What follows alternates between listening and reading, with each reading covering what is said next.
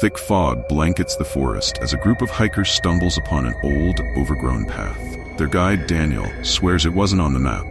The air feels heavy, charged with an eerie stillness. The group follows the path, the silence pressing in from all sides. Trees loom like twisted giants, their gnarled branches reaching for the sky. They hear the faint rustling of leaves, but when they turn, no one is there. Ahead through the mist, they glimpse the outline of crumbling cottages. "This must be Eldermore," Daniel whispers, his voice wavering. The village looks abandoned, deserted for centuries. As they enter the village, they notice strange symbols carved into the stone buildings, weathered by time but unmistakably ominous. The ground feels soft underfoot, as if the earth itself is shifting beneath them. No animals, no birds, just silence. One of the hikers, Emma, spots movement in the corner of her eye, a shadow slipping between the dilapidated houses. She freezes, her heart pounding, but when she looks again, nothing is there. "Let's keep moving," she mutters, her voice trembling. They find a well in the center of the village, its stone rim covered in moss. A chill passes through the group as they notice old ropes hanging loosely from a nearby tree, swaying gently despite the still air. "This place isn't right," Ben whispers. Night begins to fall unnaturally fast, the sky darkening as if the sun has been swallowed.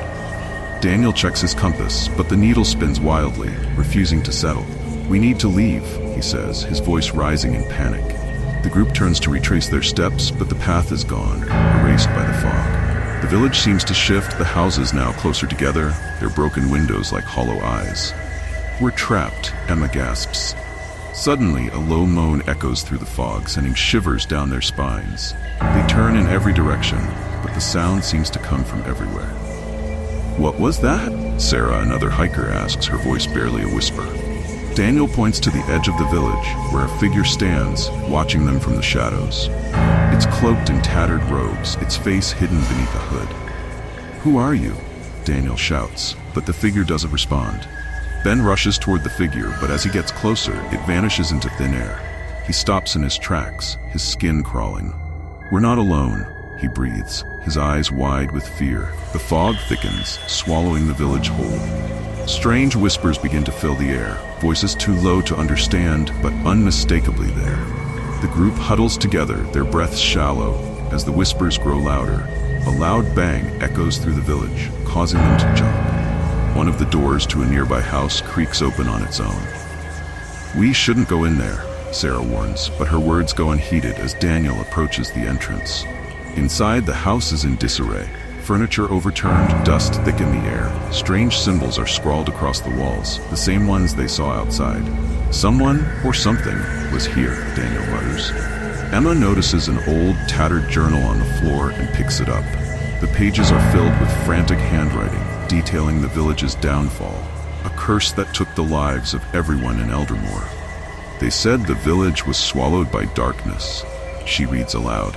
Suddenly, the house shakes violently, as if something powerful is trying to break free from the ground. The group rushes outside just as the fog parts, revealing the hooded figure standing at the edge of the well. It lifts its hand, pointing toward them. The earth beneath their feet begins to crack, fissures spreading across the village square. "Run!" Daniel shouts, and they sprint toward the far side of the village, but the ground seems to shift and trap them, leading them in circles. Ben stops and looks back, realizing Sarah is no longer with them. Panic sets in as they shout her name, but there's no response. "She was right behind us," Emma cries. The whispers return, but this time, they seem to be calling their names. The group frantically searches the abandoned houses, but Sarah is nowhere to be found. All they find is her flashlight, flickering on the ground near the well. In desperation, Daniel leads them to a nearby chapel, hoping to find shelter.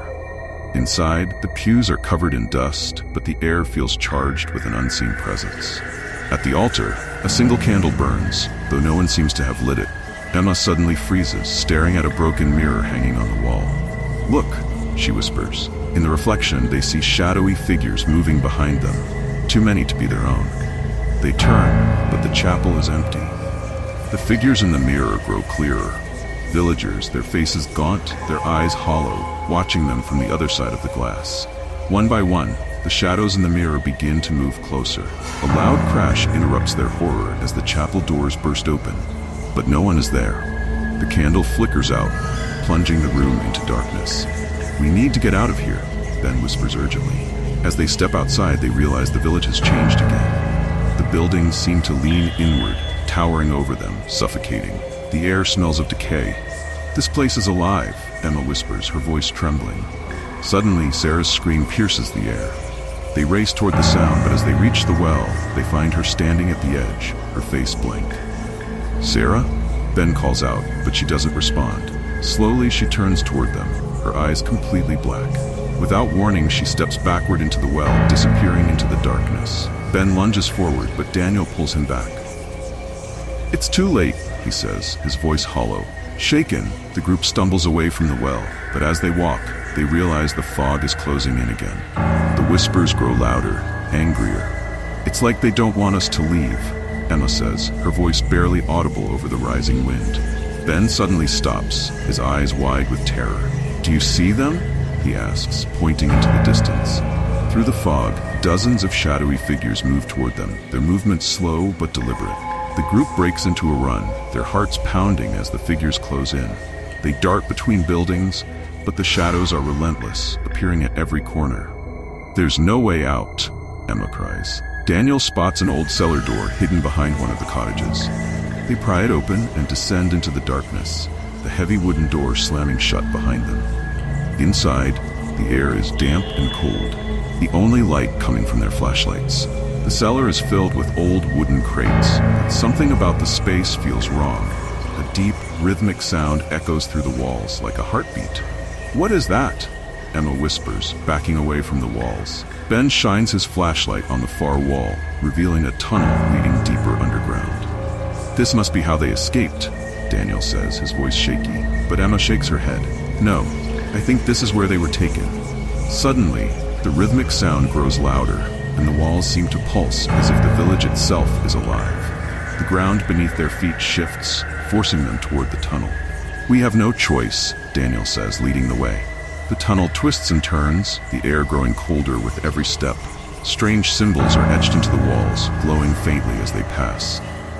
"We're being watched," Ben mutters, glancing over his shoulder. At the end of the tunnel, they find a massive underground chamber filled with stone altars. At the center stands a statue of a hooded figure, its face hidden in shadow. "This is it," Daniel whispers. "This is the heart of Eldermore." As they approach the statue, the ground begins to tremble. The hooded figure from the village materializes in front of the statue, raising its hand toward them. "You were never meant to leave," it whispers, its voice like the wind. The walls of the chamber begin to close in, the air thick with the scent of death. Emma screams as shadowy hands reach out from the ground, pulling her toward the statue. "Help me," she cries, but her voice is swallowed by the dark. In a final desperate act, Daniel grabs a nearby stone and smashes it against the shadowy hands gripping Emma. The shadows recoil, but not for long. The hooded figure's presence grows stronger, its gaze piercing through the dark, and Daniel realizes they are fighting a losing battle. "Run!" Daniel shouts as he pulls Emma free, but the ground beneath them starts to collapse. The chamber shakes violently, cracks splitting open the stone floor as shadowy tendrils rise up from the darkness below. Ben sprints toward the tunnel, with Emma and Daniel close behind. The tunnel is crumbling around them, pieces of rock falling from the ceiling as they run. The whispers now sound like screams, filling their ears with unbearable noise. Just when they think they've reached safety, the tunnel ahead of them caves in, blocking their escape. Daniel collapses against the tunnel wall, panting, while Emma tries to move the rubble with trembling hands. "We're trapped," Ben mutters, his voice hollow. Behind them, the hooded figure materializes once more, gliding toward them through the collapsing tunnel. Ben picks up a piece of rubble and hurls it at the figure, but it passes right through, hitting the wall with a dull thud. The figure lifts its hand, and the whispers turn into deafening wails. "We have been waiting for you," it says, its voice echoing through the tunnel. Suddenly, the floor beneath Daniel gives way, and he plummets into the dark void below. Emma and Ben scream his name, but all that remains is silence. The hooded figure steps closer, its form flickering like smoke, and Emma can feel the cold fingers of death closing in. With one final burst of strength, Ben grabs Emma's hand and pulls her through a crack in the tunnel wall, leading them into a hidden passage. They crawl through the narrow space as the whispers fade behind them. But as they emerge on the other side, they find themselves back in the village square. Only now it is pitch black, and the village seems to stretch endlessly around them. There is no way out. The fog swirls, thick and suffocating, and the whispers return, louder than ever. Emma collapses to her knees, tears streaming down her face. "We're never leaving," she whispers. Ben looks up at the sky, now void of stars, as the village of Eldermore closes in around them. An inescapable, eternal prison. If you enjoy the video and want more creepy stories, please hit like, share, and subscribe to my channel. It means a lot to me. That's all for today. Thank you, and have a nice day.